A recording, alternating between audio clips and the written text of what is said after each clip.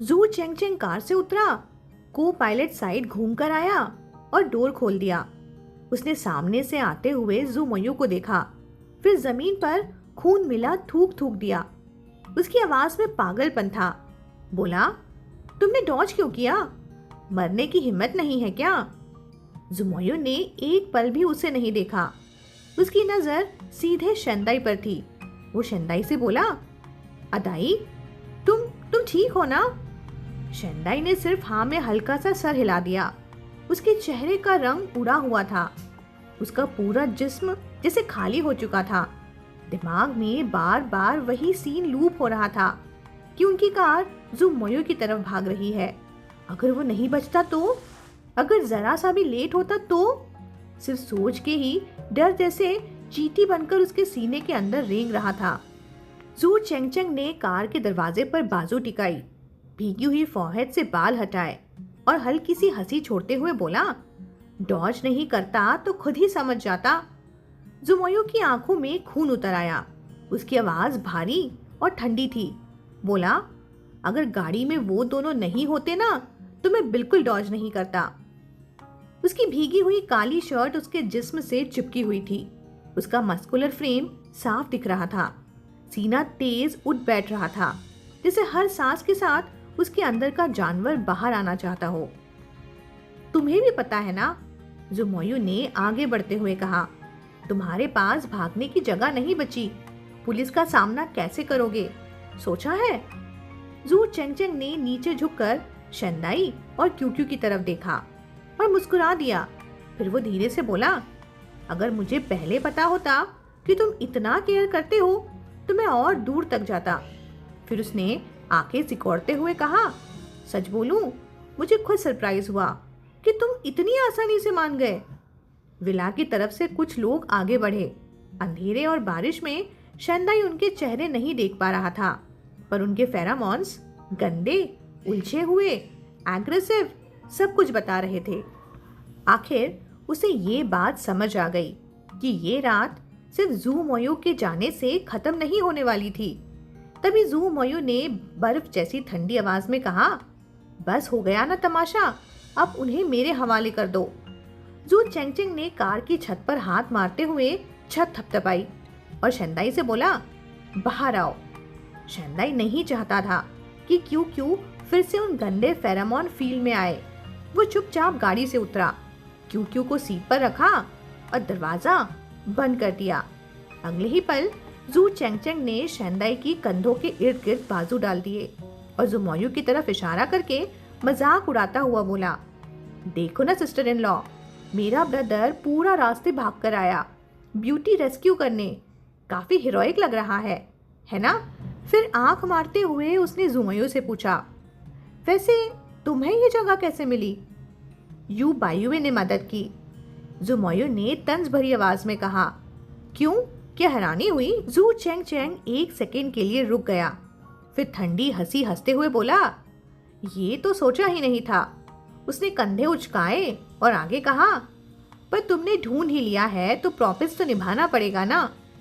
वो झुककर जानबूझकर अपना चेहरा शंदाई की गर्दन के पीछे ले गया और धीरे से बोला, कितना मीठा ओमेगा है, और तुम्हारे लिए इसने परफेक्ट हायर भी दे दिया। केमिकल डिवीजन के लिए बिल्कुल वर्थ है। बारिश की बूंदें शंदाई की खुले स्किन पर पड़ रही थी। ज्यादा तेज नहीं थी, पर हर बूंद उसकी ऑलरेडी टेंस नर्व्स पर नाच रही थी। उसकी गर्दन जैसे फांसी के फंदे के नीचे आ गई हो और जू चेंगचेंग के फेरामॉन वही फंदा था। ये देखकर जुमोयू के माथे पर नीली वेन्स उभर आईं। आंखों में गुस्सा चमक रहा था। बोला, मैं वादा कर चुका हूं, जो बोला है मैं उससे ज्यादा भी करूंगा, बस उन्हें छोड़ दो। जू चेंगचेंग का यूं शंदाई के ग्लैंड्स के पास आना सीधा ह्यूमिलेशन था और एक खुला चैलेंज भी। सच में? जू चेंगचेंग ने हंसी के साथ पूछा, बार्गेनिंग चिप के बिना क्या तुम सच में अपनी बात पर टिकोगे? उसने शंदाई की कमर को और जोर से पकड़ा और बोला, बात को पक्का बनाना। कब से भाई साहब का शौक हो गया? जू चेंगचेंग, जू मोयू की आंखों में जानवर जाग उठा था। बोला, तुम मरना चाहते हो क्या? शंदाई, एकदम स्टैचू जैसा बन गया था। वो जू चेंगचेंग के फेरोमोन के बीच खड़ा था, जैसे जहरीले सांप उसके चारों तरफ घूम रहे हों। जू चेंगचेंग की आंखें हरे रंग ले रही थी। आवाज धीमी पर खौफनाक थी। बोला, पिछले कुछ दिनों से सोच रहा हूँ कि तुम्हें और कैसे तोड़ूं। अगर मैं इस ओमेगा पर अपना हक जताऊं तो तुम क्या करोगे? तुम भी मेरी तरह बिल्कुल लाचार हो जाओगे। तब समझोगे मेरा दर्द, मेरी बहन का दर्द। जुमोयू एक कदम आगे बढ़ा, दांत निकालकर बिल्कुल जंगली जानवर जैसे, और बोला, हिम्मत भी मत करना। जू चेंगचेंग ने शेंडाई को और कस के पकड़ लिया।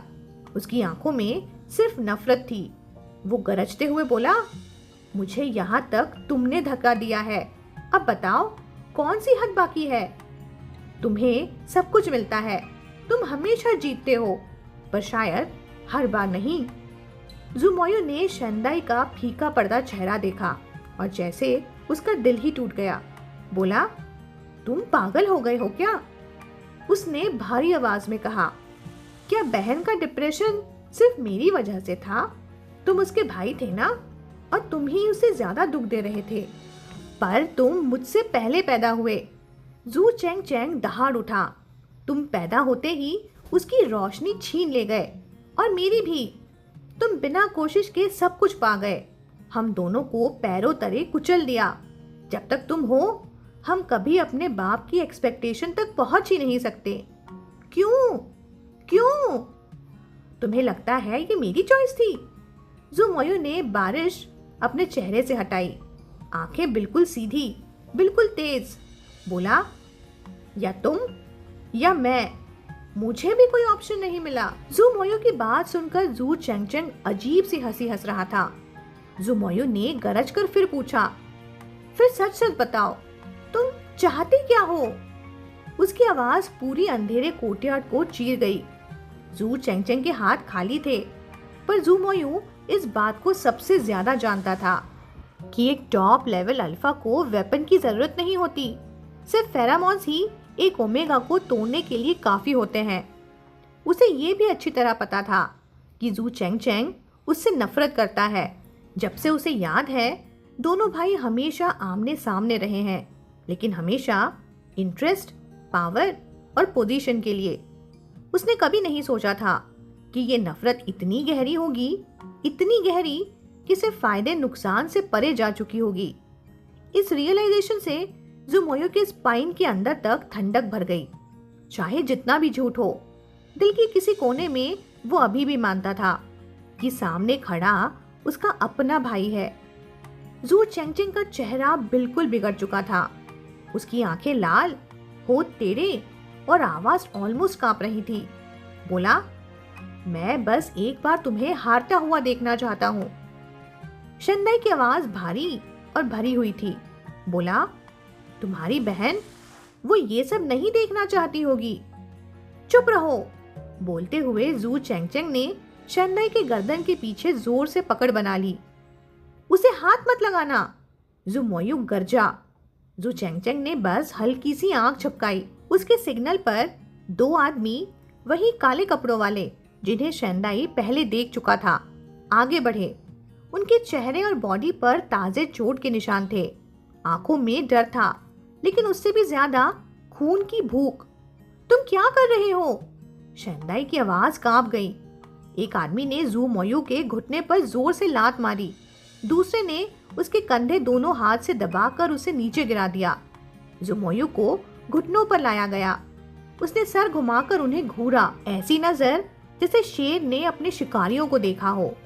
उन दोनों के लिए ये बिल्कुल शेर के मुंह में हाथ डालने जैसा था, पर वो भी दांत भींच कर उसे पकड़े रहे। जू चेंगचेंग झुका। उसके होंठ शेंडाई के कान के बिल्कुल पास आए। उसकी आवाज जानबूझकर इतनी तेज थी कि सब सुन सकें। बोला, सिस्टर इन लॉ, तुमने एक बार उसके लिए मार्क मिटाया था ना? वो वैसे भी कुछ खास नहीं है। मैं तुम्हारा बदला लेने में मदद करूंगा, ठीक है? जू चेंगचेंग। शेंडाई का जिस्म कांप रहा था। बोला, पागल मत बनो। जो भी करना चाहते हो तुम पछताओगे। जू चेंगचिंग की आंखें बिल्कुल खाली हो चुकी थी, जैसे नीचे सिर्फ अंधेरा हो। वो सीधा जू मोयू को घूरे जा रहा था। फिर अचानक उसके होठों पर एक बिखरी हुई मुस्कान आ गई। बोला, सारी तकलीफ की जड़ एक ही है। एक ही फैमिली में दो टॉप अल्फाज नहीं होने चाहिए। तभी शंदाई ने देखा, काले कपड़ों वाला आदमी अपनी जेब से एक चमकता हुआ चाकू निकाल रहा था। बारिश में उस चाकू की धार ठंडी चांदी जैसी चमक रही थी। शंदाई के मुंह से एक दर्दनाक आवाज निकली, नहीं! जुमोयू का खून बारिश के पर्दे में उछल गया, जैसे आसमान की तरफ फून बनकर खिलना चाहता हो। फिर अगले ही पल मिट्टी में गिरकर बिखर गया, कीचड़ के साथ मिलकर पल भर में गायब। शंदाई के दिमाग में गार्डन का वो फूल फ्लैश हुआ, जो हवा और बारिश में शाखों पर गिरकर आखिर में कीचड़ का हिस्सा बन जाते हैं। जब तक शाख पर होते हैं चमकदार और खूबसूरत, लेकिन जमीन पर गिरते ही उनका असली रंग तक पहचान में नहीं आता। इंसान भी कुछ ऐसे ही होते हैं ना, चाहे जितनी भी ऊंची नस्ल हो, जितने भी सुपीरियर मानी जाए, आखिरकार तो मांस और खून का जिस्म ही होता है ना। शंदाई किसी पत्थर की मूरत की तरह जू मोयू को घूरता रहा। जब जू मोयू उसके सामने गिर पड़ा तो सिर्फ उसका जिस्म नहीं गिरा, शंदाई के अंदर की दुनिया भी ढह गई। उसने जू मोयू के हर चेहरे को देखा था, अच्छा, बुरा, बीच का, और वो भी जो नाम देने से परे था। लेकिन एक बात सेम थी, जू मोयू कभी नहीं गिरा था। वो हमेशा पावरफुल था। उसने कभी जू मोयू को गिरते हुए देखा ही नहीं था, इसलिए अब जो वो देख रहा था उस पर उसे यकीन ही नहीं हो रहा था। उस पल हवा, बारिश, चीखने चिल्लाने की आवाज सब एकदम चुप हो गई। शंदाई बस जू मोयू को देखता रहा। फिर उसने साफ साफ सुना, जू मोयू उसे बुला रहा था। अदाई! वो आवाज जैसे वक्त और कागज की सारी दीवारें तोड़कर जू मोयू के दिल से सीधा उसके दिल तक पहुंची हो। शंदाई का दिमाग अभी तक सदमे से बाहर नहीं आया था, लेकिन उसके पैर पहले ही जू मोयू की तरफ दौड़ चुके थे। शंदाई भागता हुआ जू मोयू तक पहुंचा। जू मोयू का लंबा जिस्म आधा कीचड़ में धंसा हुआ था। तेज दर्द के झटकों से उसका जिस्म कांप रहा था। ग्लैंड फ्लूइड और खून उसकी गर्दन के पीछे चिपक कर जमीन पर बह रहा था। शंदाई की आंखों के सामने सब कुछ धुंधला हो चुका था।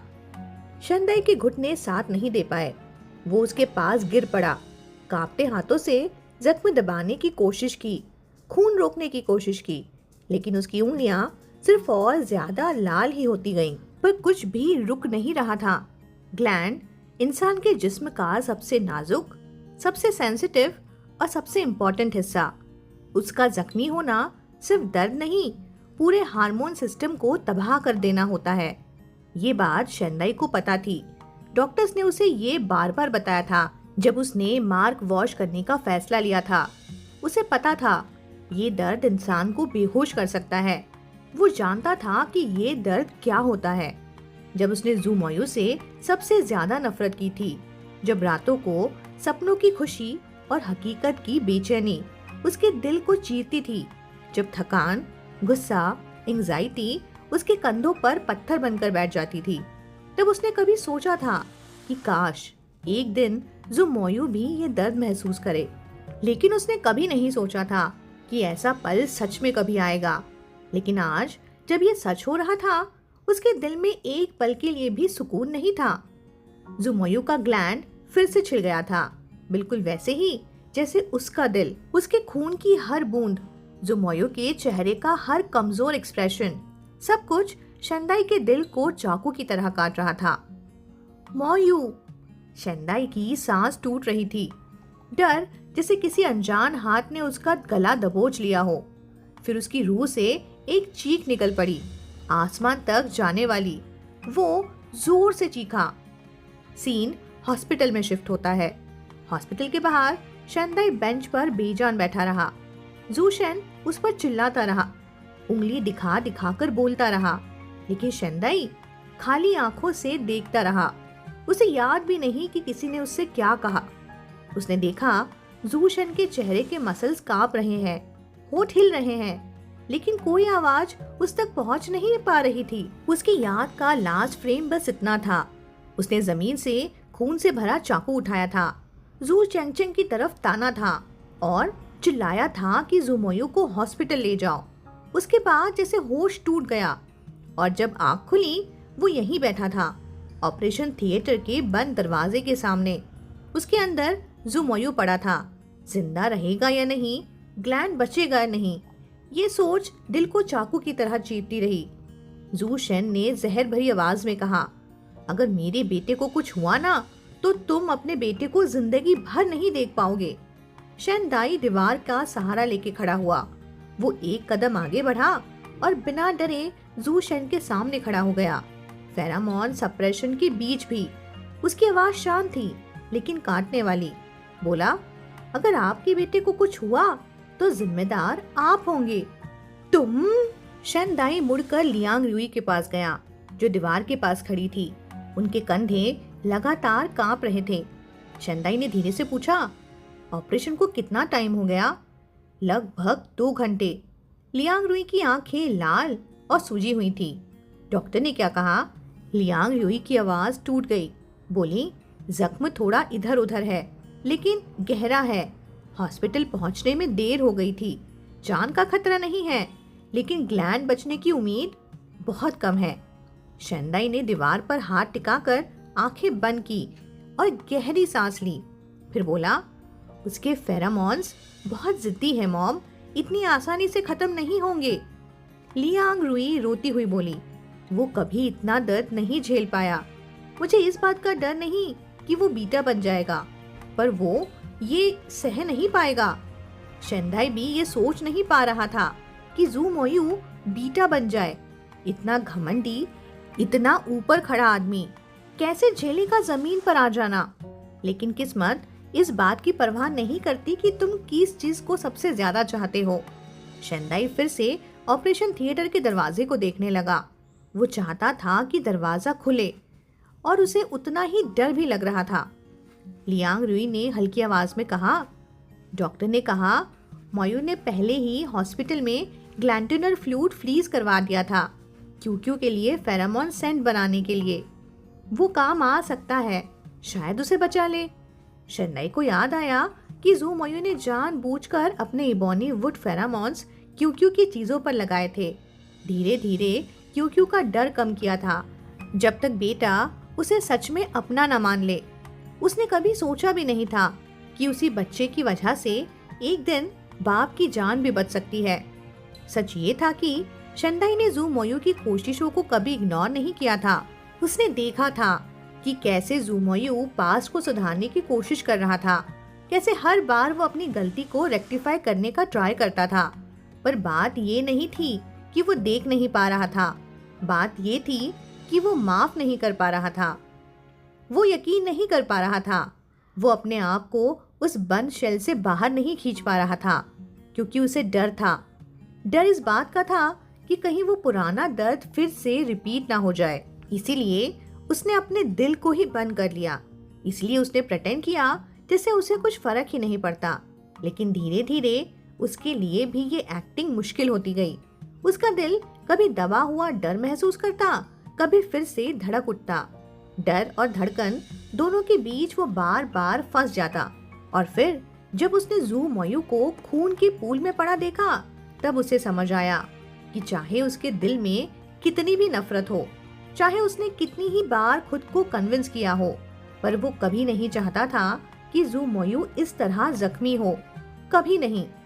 शेन दाई ने अपनी जलन भरी आंखें मसली और धीरे से मिसेस जू से पूछा, क्यू कहाँ है? उसे नैनी घर ले गई है। और जू शेंगशन कहाँ है? जू शेन आगे आया, आवाज ठंडी और सख्त। बोला, डिटेन हो चुका है, पुलिस देखना चाहती है उसे।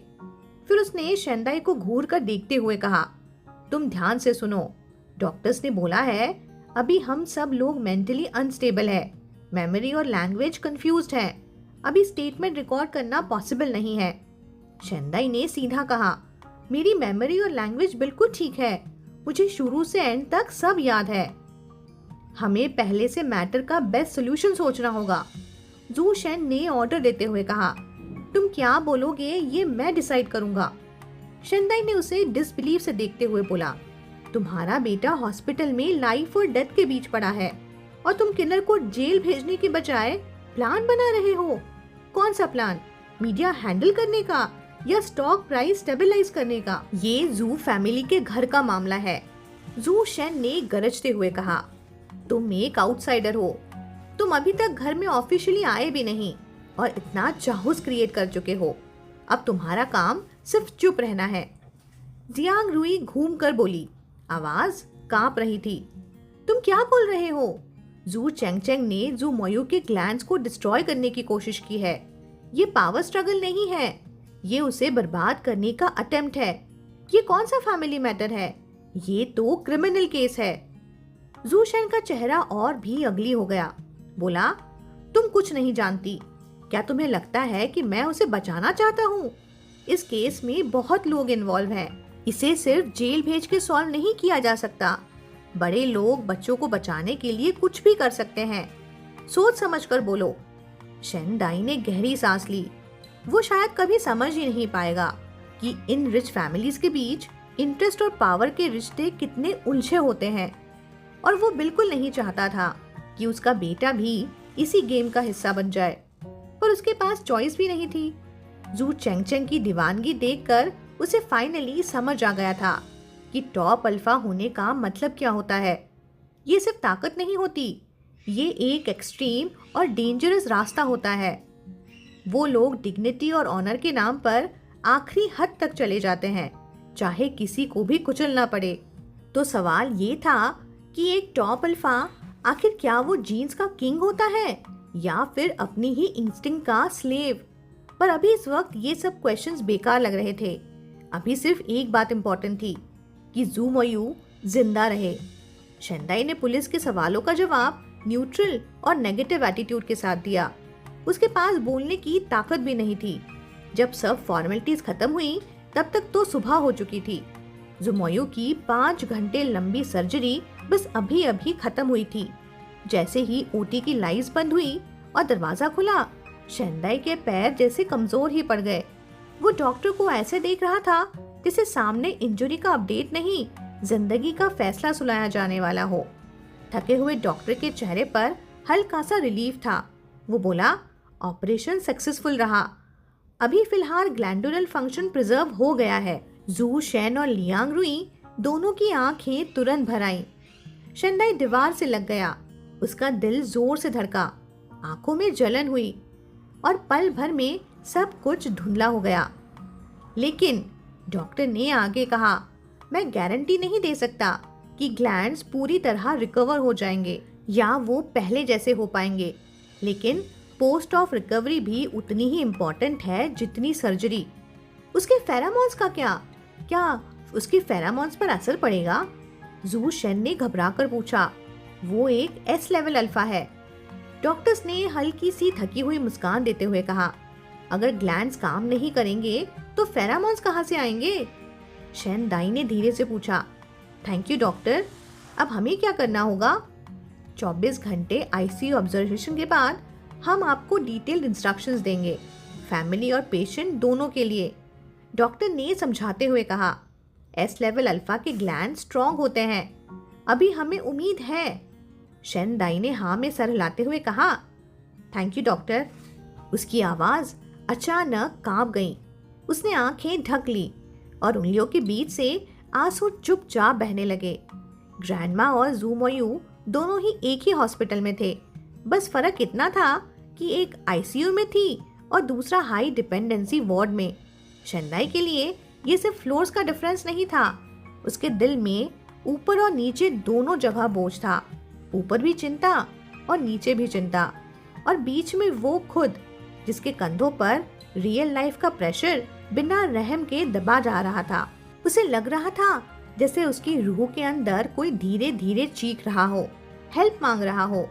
उसने सोचा उसे ग्रैंडमा को देखने जाना चाहिए, पर फिर डर लगा कहीं उसकी खुद की टूटी हुई मेंटल स्टेट ग्रैंडमा को और परेशान ना कर दे। इसी बीच नैनी का कॉल आ गया। उसने बताया कि क्यों रात भर रोया, इस बार शांत ही नहीं हो रहा। आप आए बिना उसे संभालना मुश्किल है। शेंदाई के पास कोई और ऑप्शन नहीं था। उसे तुरंत घर जाना पड़ा। इस बार का शौक क्यूक्यू के लिए बहुत ज्यादा था। क्यूक्यू इस बार सच में बहुत ज्यादा डर गया था। वो इतना छोटा है और फिर भी एक के बाद एक एक्सीडेंट, एक के बाद एक अल्फा फेरामोन्स का असर, ऐसा बोझ जो उसके जैसे बच्चे को महसूस भी नहीं करना चाहिए था। शेंदाई का दिल खुद को ब्लेम करने लगा। उसे लगा वो अपने बच्चे को प्रोटेक्ट नहीं कर पाया। पर सच ये था कि ये सिर्फ उसकी वजह से नहीं हुआ था। जब घर पहुंचकर शेंदाई ने क्यूक्यू को अपनी गोद में लिया और अपने फेरामोन उसके अराउंड फैलाए तो क्यूक्यू धीरे धीरे शांत हो गया। जैसे ही उसे अपने पेरेंट की प्रेजेंस महसूस हुई, उसका छोटा सा बॉडी रिलैक्स कर गया। ज्यादा देर नहीं लगी, वो फिर से नींद में चला गया। शेंदाई ने इंटरनेट चेक किया। पिछले कुछ दिनों की किसी भी बड़ी घटना पर कोई मीडिया रिपोर्ट नहीं थी। बस यहाँ वहाँ कुछ वेग सी गॉसिप, पर कोई बड़ी डिस्कशन नहीं। क्लियरली जियांग हाओ की पीआर टीम ऑलरेडी काम पे लग चुकी थी। यू जिंगहाई और जू चेंगचेंग दोनों डिटेन थे। जुमोयू अभी भी हॉस्पिटल बेड पर। कंपनी के अंदर रूमर्स जरूर चल रहे होंगे, पर बाहर सब शांत। शेंदाई के दिल में ठंडी सी लहर दौड़ गई। आखिर जू शैन इस सिचुएशन को कैसे यूज करेगा और किस पर्पस के लिए? उस कैलकुलेशन की ठंडक उसे कांपने पर मजबूर कर रही थी। वो इमेजिन कर सकता था कि जू मोयो ने किस टाइप की अपब्रिंगिंग देखी होगी। कोल्ड, कैलकुलेटिंग, हर चीज को चेस मूव की तरह देखना। क्यूक्यू को सुलाने के बाद शेंदाई ने शॉवर लिया और फिर वापस हॉस्पिटल आ गया।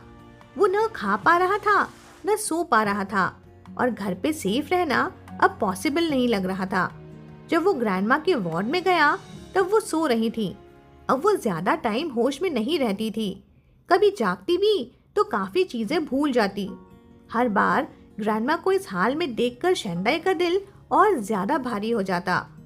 शनकिन ने उसे तुरंत साइड में खींच लिया और पूछा, तुम ठीक हो? क्यूक्यू कैसा है? मैंने सुना मिस्टर जू इंजॉर्ड है, ऊपर वाले वार्ड में है। सच है क्या? उनके बॉडीगार्ड्स हमें मिलने भी नहीं देते। जवाब में सिर्फ शेंदाई ने थका हुआ सा सर हिला दिया। इंजरी कहाँ है? सीरियस है क्या? शनकिन की आवाज कांपने लगी। मैंने सुना कि ग्लैंड्स। मत पूछो ना। शेंदाई की आवाज भरी हुई थी। बोला, ये बात सीक्रेट रखी जा रही है। जूशन ने कंप्लीटली न्यूज ब्लॉक कर दी थी। टॉप अल्फा की ग्लैंड इंजरी, अगर ये बात बाहर गई तो डेंजर का अंदाजा भी लगाना मुश्किल था। जख्मी शेर को देखकर भेड़िया हमेशा मौका ढूंढते रहते हैं ना। शनकिन का चेहरा शौक से गुस्से में बदल गया। बोला, यू जिंगहाई, वो हरामी, मैंने उसका क्या बिगाड़ा था? मुझे खत्म करना था तो ठीक, पर मेरी फैमिली को भी? वो खुद क्यों नहीं मर जाता? जिंदगी भर जेल में सड़े, ये भी कम सजा होगी उसके लिए। शेंदाई ने उसे एक्सप्लेन करना जरूरी नहीं समझा और वो नहीं चाहता था कि शनकिन और ज्यादा सच जाने। शनकिन का गुस्सा और भी भड़कने लगा। बोला, मिस्टर जू ठीक हो जाएंगे, वो एक टॉप अल्फा है। हाँ, शेंदाई ने धीरे से कहा, वो ठीक हो जाएगा। उसने एक गहरी सांस ली और बोला, ग्रैंडमा का ध्यान रखना। मैं ऊपर जाके उन्हें देख लेता हूँ। ऊपर वीआईपी लाउंज में लियांग रुई बैठी थी। उसका भी हाल बिल्कुल शेंदाई के जैसा ही था, नींद से खाली, थकी हुई। उन्होंने क्यूक्यू के बारे में पूछा। वो सो गया है मॉम, थोड़ा डरा हुआ था पर सीरियस कुछ नहीं। शेंदाई उनके पास बैठ गया और उनसे पूछा, क्या वो जाग गया है? लियांग रुई ने हाँ में सर हिलाते हुए कहा, हाँ, अब जनरल वार्ड में शिफ्ट होने वाला है। शेंदाई ने गहरी सांस छोड़ी। दीवार के साथ लगकर उसने आंखें बंद कर ली। लग रहा था उसकी बॉडी बिल्कुल गिव अप कर देगी।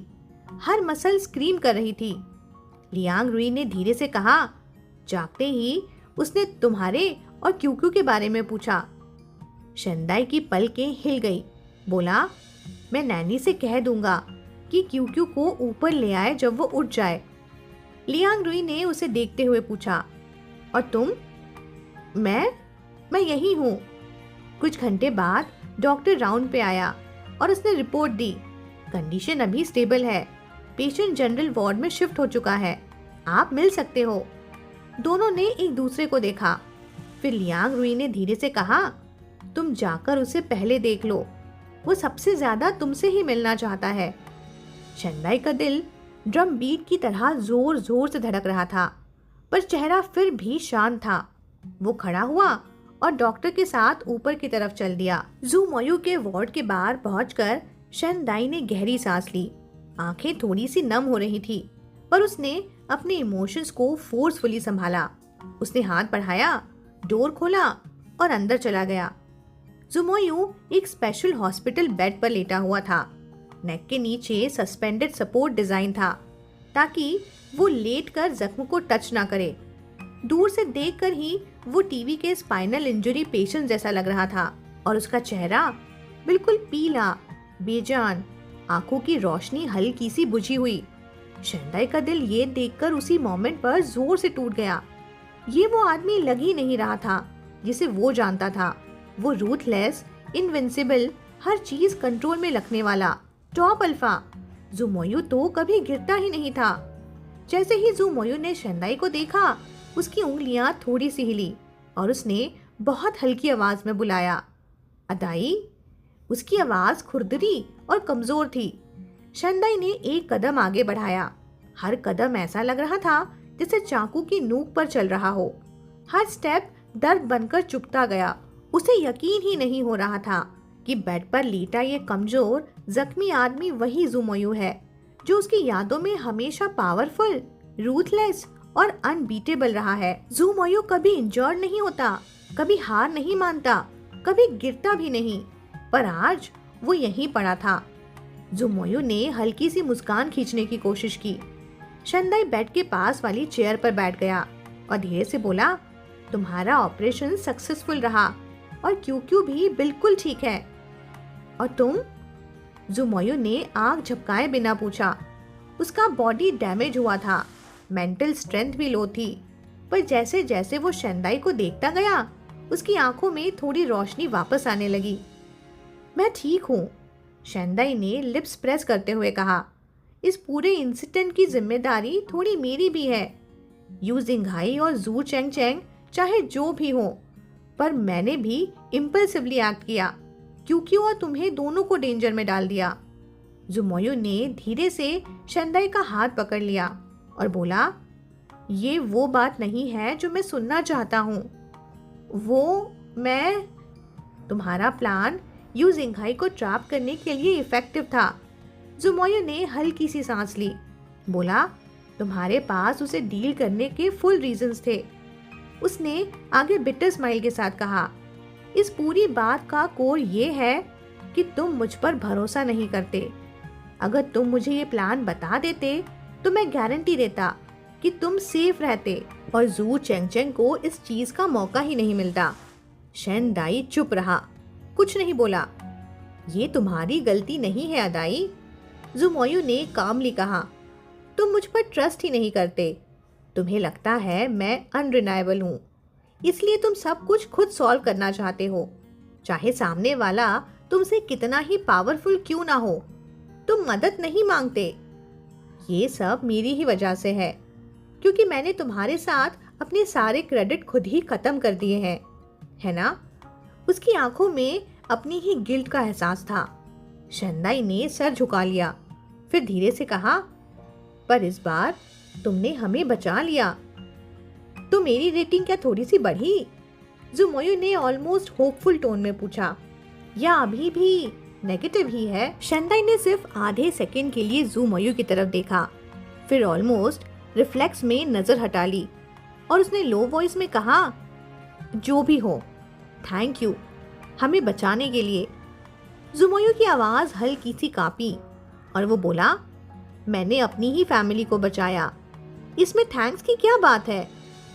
तुम्हें पता है, जुमोयू ने धीरे से कहा, जब मुझे समझ आया कि जू चेंगचेंग मेरे ग्लांस को टारगेट कर रहा है, मैं नर्वस था, पर एक और थॉट भी था। शंदाई ने महसूस किया कि जुमोयू की ग्रिप उसके हाथ पर थोड़ी और टाइट हो गई थी। वो पहले समझा कि शायद उसमें स्ट्रेंथ नहीं बची, पर अब लग रहा था कि उसका हाथ फिर से बंद रहा है। तभी जुमोयू बोला, मैंने सोचा शायद मुझे भी वो पेन टेस्ट करना चाहिए जो तुमने बिना अनेस्थीसिया मार्क वॉश करते समय सहा था। शेंदाई शौक में सीधा जुमोयू को देखने लगा। माँ ने मुझे बताया। शेंदाई की सांसें एकदम अनइवन सी हो गईं। ये वो यादें थीं जिन्हें वो छूना ही नहीं चाहता था। उसका सबसे गहरा जख्म जो कभी हील ही नहीं हुआ था। हर बार जब स्कार खुलता, अंदर से अभी भी ताजा जख्म ही दिखता था। जुमोयू की आंखें लाल हो गई थी। बोला, बहुत दर्द होता है अदाई। जिंदगी में मैंने कभी इतना दर्द महसूस नहीं किया था। वो शेंदाई को देखता रहा, जैसे उसके चेहरे पर किसी जवाब को ढूंढ रहा हो। फिर बोला, तुम्हें उस वक्त कितना दर्द हुआ होगा? शेंदाई की आवाज धीमी थी, पर उसमें कोई हिचकिचाहट नहीं थी। वो बोला, क्यों के लिए मुझे कोई रिग्रेट नहीं है, पर मैंने कभी ये नहीं सोचा था कि तुम इस तरह मुझे रीपे करोगे। मैं डिजर्व करता हूँ अदाई। जुमोयू ने गहरी नजर से शेंदाई को देखते हुए कहा, अदाई, चाहे मेरी ग्लैंड फंक्शन कभी रिस्टोर ना हो, चाहे मैं बीटा बन जाऊं, पर मुझे भी कोई रिग्रेट नहीं होगा। शेंदाई के प्यूपिल्स हल्के से कांप गए।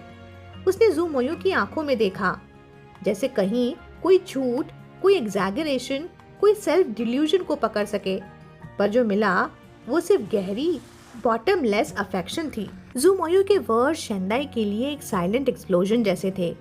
एस लेवल अल्फा होना जुमोयू के लिए सिर्फ एक क्लासिफिकेशन नहीं था, वो उसकी जिंदगी भर की प्राइड थी, उसका पावर का सोर्स, उसकी एरोगेंस का प्रूफ, उसका टॉप तक पहुंचने का पास। हर एस लेवल अल्फा के लिए ये उनकी सबसे बड़ी पहचान होती है, सबसे बड़ा ऑनर। अगर वो चीज ही छिन जाए तो वो दर्द मौत से कम नहीं होता। और फिर भी जुमोयू कह रहा था कि उसे कोई रिग्रेट नहीं है। और ये सिर्फ बातें नहीं थी। एक टॉप अल्फा एक ऑर्डिनरी अल्फा के अटैक को आसानी से डॉज कर सकता है, पर जुमोयू के ग्लैंड्स इसलिए इंजर्ड हुए क्योंकि उसने डॉज ही नहीं किया। उसने अपने इंस्टिंक्ट, अपने सेल्फ डिफेंस मैकेनिज्म को डिफाई किया।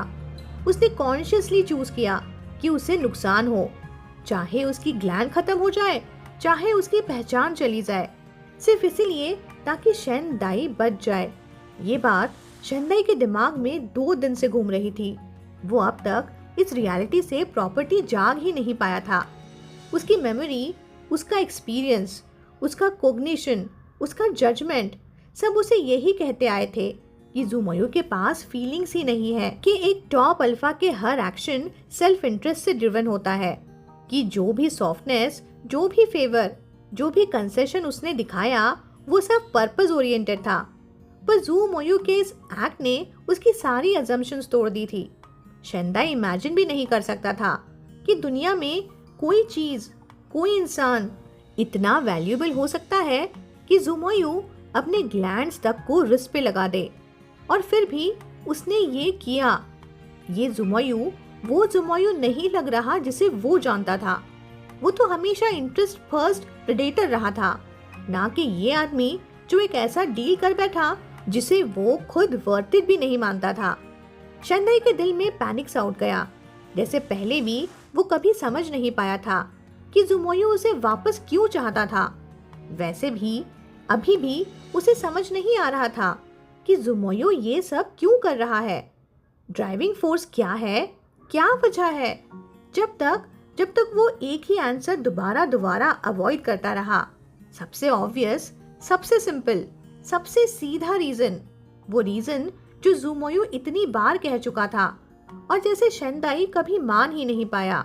उसे अब भी यकीन नहीं हो रहा था कि जुमोयू शायद सच में उसे पसंद करता है। तभी दरवाजे पर 2 बार हल्की सी नॉक हुई और डॉक्टर ने वार्ड का दरवाजा खोलकर अंदर आते हुए कहा, विजिटिंग टाइम ऑलमोस्ट खत्म हो रहा है। पेशेंट अभी अभी होश में आया है, उसे प्रॉपर रेस्ट चाहिए। शेंदाई ने अंदर ही अंदर सांस छोड़ दी। जुमोयू की वो सीधी, गहरी और प्यार भरी नजर उसे बेचैन कर रही थी। वो अभी तक उसका सामना करने को तैयार नहीं था। इसी वक्त लियांग रुई क्यूक्यू को गोद में उठाए अंदर आई और डॉक्टर से धीरे से बोली, थोड़ा सा और वक्त दे दीजिए, वो बच्चे को देखना चाहता है। डॉक्टर ने थोड़ी देर सोचकर हाँ में सर हिला दिया। नैनी अभी क्यू क्यू को लेकर आई है। लियांग रुई बेड के पास आई। उन्होंने जुमोयू को देखा और गहरी सांस ली।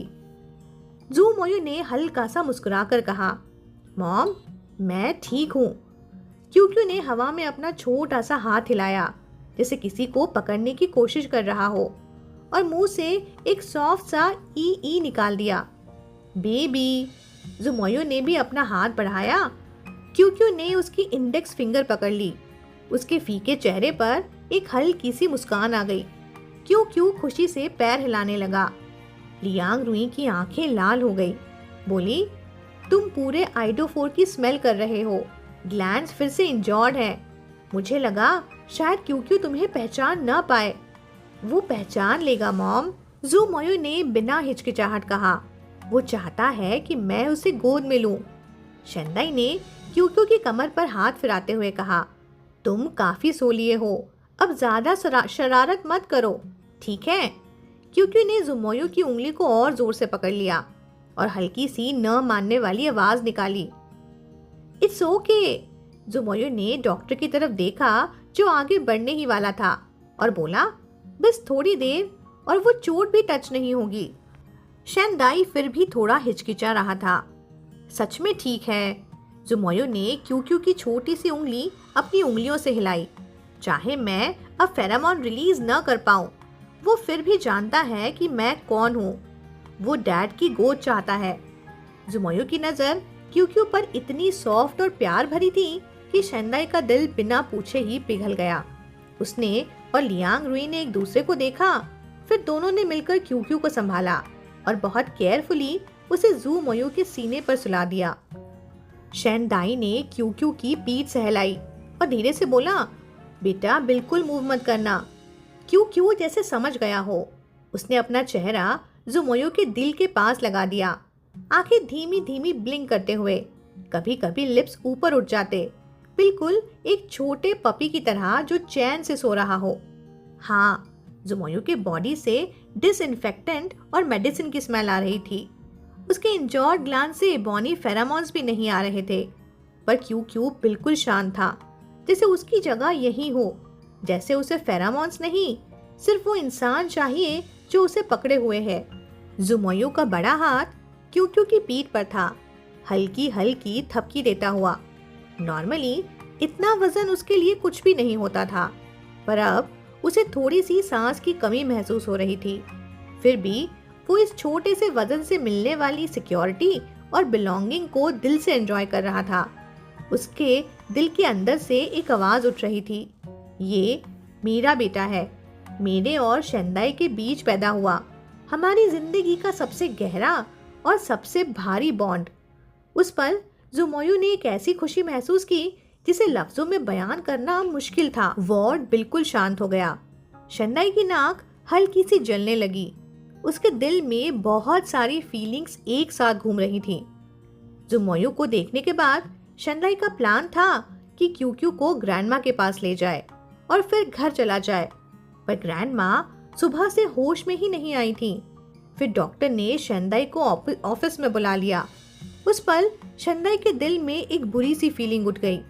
मिस्टर शेन, डॉक्टर ने सीरियस सी आवाज में कहा, आपके एल्डरली की कंडीशन काफी रैपिडली डिटोरिएट हो रही है। क्या तुमने वो टारगेटेड ड्रग एक्सपेरिमेंट टीम से कांटेक्ट किया था जो मिस्टर जू ने तुम्हारे लिए अरेंज की थी? डॉक्टर ने कामली पूछा।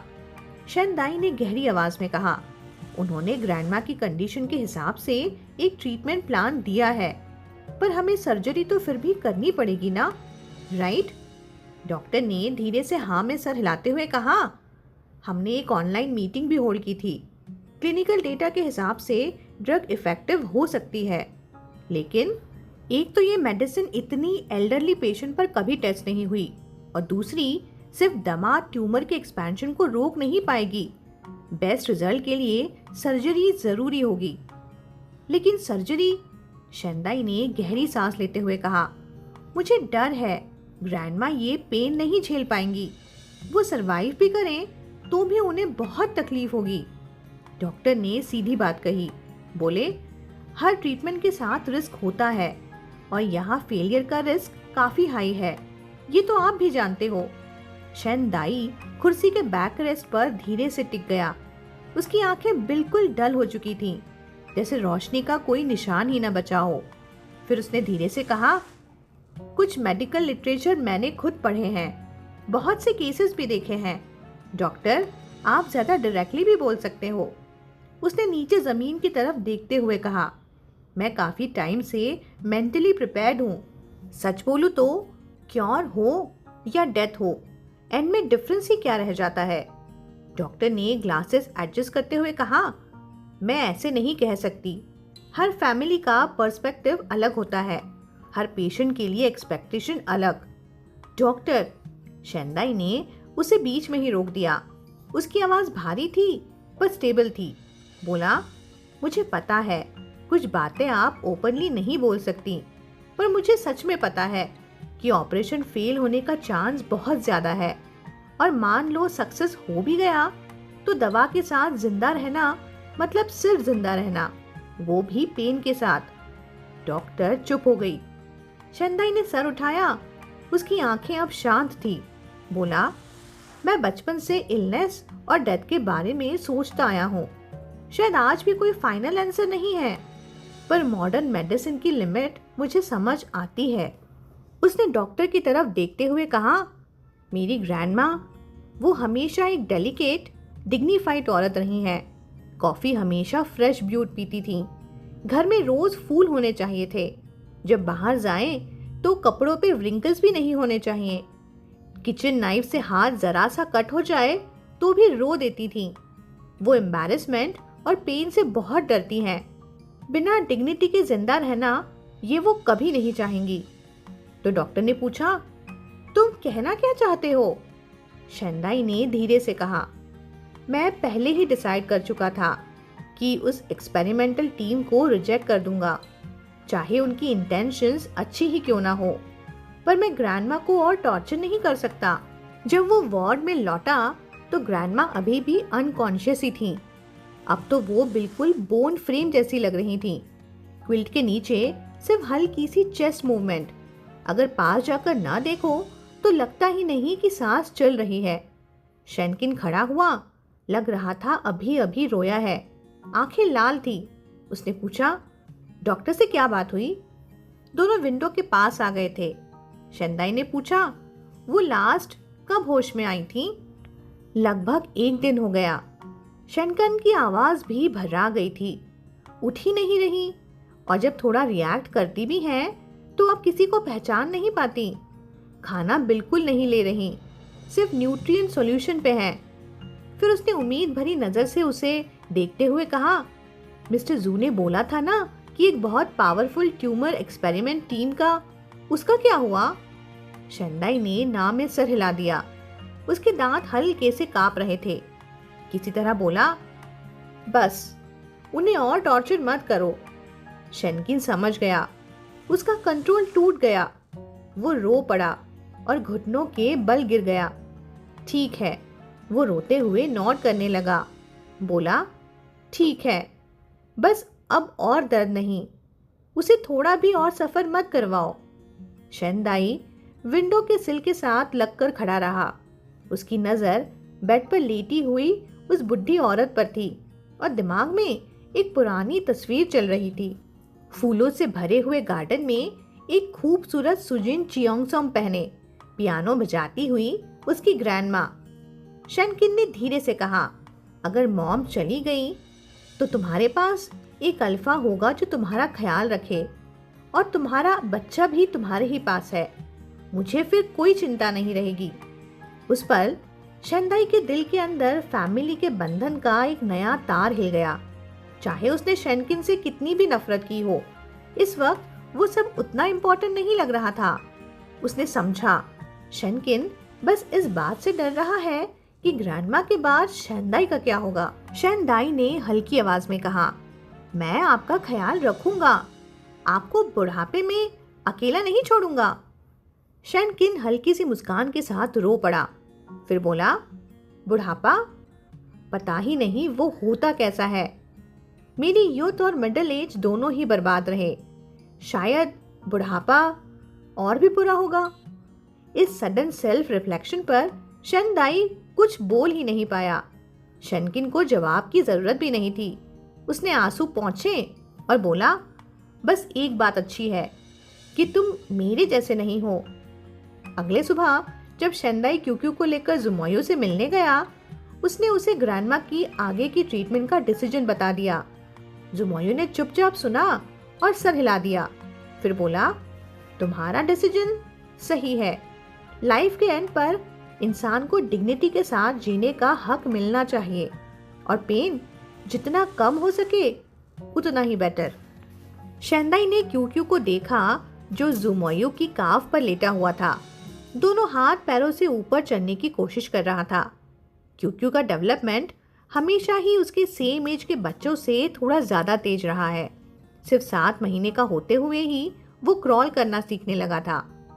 बच्चों के साथ हर दिन कुछ नया बदलाव आता है और उसके लिए सबसे पसंदीदा टाइम भी वही है। एक जिंदगी अभी शुरू ही हुई है और दूसरी धीरे धीरे अंत की तरफ बढ़ रही है। इस सच ने शनदाई का दिल भारी कर दिया। उसने धीरे से कहा, जो भी हो, इस बात के लिए मैं तुम्हारा शुक्रिया अदा करता हूँ। जुमोयू ने शनदाई को देखते हुए कहा, वो तुम्हारी सबसे प्यारी रिलेटिव है। मैं बस तुम्हारे लिए एक और ऑप्शन क्रिएट करना चाहता था ताकि तुम्हारे रिग्रेट्स कम से कम हो। फाइनल डिसीजन हमेशा तुम्हारा ही होगा। जुमोयू की इतनी सारी काइंडनेस को शनदाई इग्नोर नहीं कर पा रहा था, लेकिन उसे ये भी समझ नहीं आ रहा था कि इन सबको कैसे फेस करे। इस वक्त जुमोयू के बारे में वो जो भी सोचे वो सब लॉजिकल ही लग रहा था। उनके बीच के रिश्तों को वो जिस एंगल से भी देखे, हर एंगल से एक सेल्फ कंसिस्टेंट लॉजिक मिल रहा था। शनदाई को रियलाइज हुआ कि वो इमोशंस हैंडल करने में वीक है। ऐसा नहीं है कि उसे प्यार और नफरत का फर्क नहीं पता, पर इमोशन एक लग्जरी जैसे होते हैं, बहुत कीमती और बहुत फ्रेजाइल। ज्यादातर लोग जब उन्हें पकड़ने की कोशिश करते हैं तो वो खुद को ही नुकसान पहुंचा लेते हैं। जितनी ज्यादा जोर लगाते हो उतनी ही ज्यादा चीजें टूट जाती हैं। शायद जब प्यार और नफरत उलझ जाते हैं तभी उस उलझन से क्लियर धागा निकल पाना पॉसिबल होता है, दूसरों को भी देख पाना और खुद को भी। तब जाकर इमोशंस को कंट्रोल कर पाने की कैपेसिटी आती है। पर वो इतना स्ट्रांग नहीं था और वो कंफ्यूज भी था। वो किसी सब्जेक्ट पर 10 साल, 20 साल या पूरी जिंदगी मेहनत कर सकता था, पर जब जुमोयू की आंखों में इतनी साफ अफेक्शन देखता तो बस भागना चाहता था। मैं पब्लिक सिक्योरिटी ब्यूरो जा रहा हूँ, शनदाई ने कहा। मुझे पुलिस इन्वेस्टिगेशन के लिए कोऑपरेट करने को बुला रही है। तुम्हारी फैमिली के लॉयर भी मेरा वेट कर रहा है। उसने वॉल क्लॉक की तरफ देखते हुए कहा, नैनी थोड़ी देर में आकर क्यूक्यू को घर ले जाएगी। शनदाई उठने ही वाला था तब जुमोयू ने उसका हाथ पकड़ लिया। 1 सेकंड पहले जो बिल्कुल वीक पड़ा था और अब उसकी मूवमेंट इतनी क्विक थी कि वो पेशेंट लग ही नहीं रहा था। वो सीधा बैठ भी गया। शनदाई थोड़ा स्टन हो गया, बोला, अरे तुम उठ नहीं सकते। हे रिलैक्स। जुमोयू ने शनदाई का हाथ क्विल पर दबाते हुए बोला, नेक की स्किन हर्ट हुई है, स्पाइन नहीं। पब्लिक सिक्योरिटी ब्यूरो का क्या है? उसने मुस्कुराते हुए कहा, अभी इतनी जल्दी क्या है? अभी तो हमारी फैमिली ऑफ 3 का पेरेंट चाइल्ड टाइम चल रहा है ना। जुमोयू ने अपने पैर हल्के से हिलाए और क्यों उस पर पड़ा वो भी इधर उधर झूल गया, जैसे पानी में किसी लकड़ी के टुकड़े को पकड़कर तैर रहा हो। उसे लगा कि बड़े लोग उसके साथ खेल रहे हैं तो वो भी खिलखिलाकर हंसने लगा। जुमोयू भी हंस पड़ा, फिर बोला, क्या तुमने नोटिस नहीं किया, जब हम दोनों साथ होते हैं तब क्यूक्यू सबसे ज्यादा सेफ और खुश फील करता है। शनदाई ने क्यूक्यू को देखा। उसका गोरा सॉफ्ट चेहरा फूल की तरह खिल उठा था। धीरे धीरे शनदाई के कंधे झुक गए। उसे रियलाइज हुआ कि वो क्यूक्यू और जुमोयू के बीच की इस खुशी को छीन नहीं पाएगा।